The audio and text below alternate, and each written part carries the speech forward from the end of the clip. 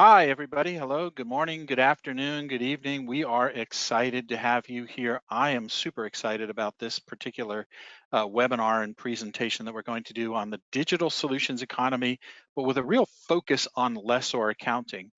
We have what I think is a fantastic, unique, and comprehensive solution that we're going to share with you on how Bramisol is able to address lessor accounting in SAP. With that, let's get into it. I've kind of I want to welcome our key speakers and really the team here that has come up with this solution. So let me introduce and welcome um, Julio de la Costa. Julio, you've been here many times before, and welcome to our broadcast.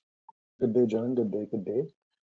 Prasad Samant, who is the brains, along with Aditya from our team. Prasad, thank you for all your hard work. I think people will be excited, and welcome to our webinar. Thank you, John. And finally, what I'll call our master of ceremonies, but at the end of the day, the person who's going to show us what's going to happen here, Sarah, all the way from South Africa. Welcome. Thank you, John. Glad to be here. I'm going to dive into what we're calling the digital solutions economy, or the next evolution of the subscription economy. And we all know about this idea of the subscription economy. In fact, subscriptions have been around for a long time. We can all go back to subscribing to newsletters or magazines. Certainly you subscribe to telephone service. So this idea of a recurring payment in return for access to a good, service, or privilege, that's been around for a long time. Again, think of a privilege as your gym. You have the right to go in and use that gym, so you have access to that services. Your lawn mowing is a service, right? So that's a kind of a subscription. But we're talking about more than that, and you as a business have to be mindful of this.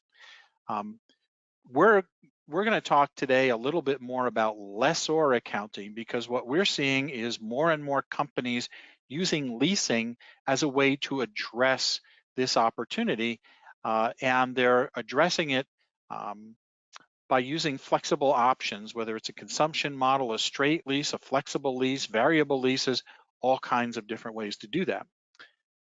So what is the connection between DSE and lessor accounting? And as my friend Julio says, everything. Think of it, leasing as two sides of a coin. Julio, let me turn it over to you.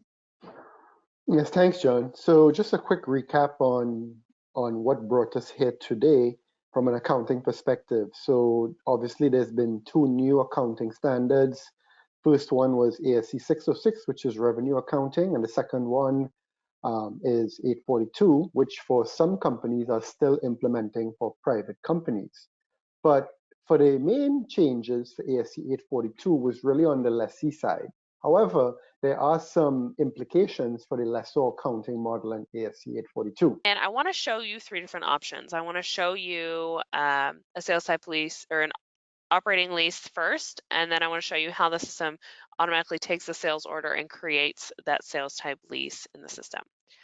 So when we first come in, I want to go ahead and take a look at our revenue accounting contract. So in order to create a revenue accounting contract, we have to start with the initial sales order or sales agreement with the customer. So we'll come in and take a look at the sales orders.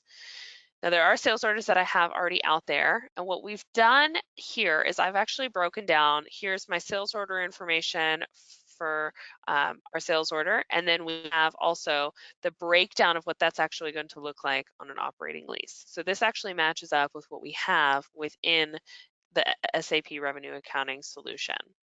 So when I come in and take a look at my sales order that I have out there that's already been created, this sales order is going to just be set up as you would any initial sales order. So we've got our start and end date on our contract. We've got our instruments down here.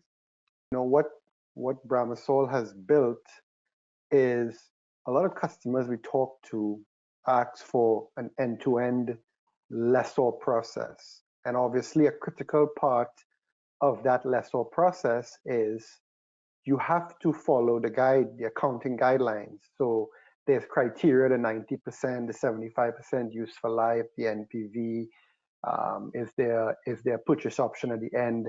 And what our engineers have done is include that decision tree into an accounting for Lessor Accounting process. So I think it's very intuitive that as you start getting these contracts or these sales and orders from whatever system you're using, this tool is actually going to intuitively start looking at the criteria, and once the criteria is met, it's going to push it into an accounting work stream, whether it be the gain or loss on sale and then interest income, or simply stick with revenue accounting. A lot of customers come to us because they're using other tools that aren't quite as robust as SAP, and they'll say, well, do you have an STL OTL tool or app or something? And the answer to that question is no, not really. Yes, we have a methodology and an approach that is part of SAP that we have built into SAP to make that happen, leveraging the tools that exist. It is, customization. It is a methodology approach that we have come up with that leverages some really smart work that our team has done around how to leverage existing tools within SAP and enhance them a little.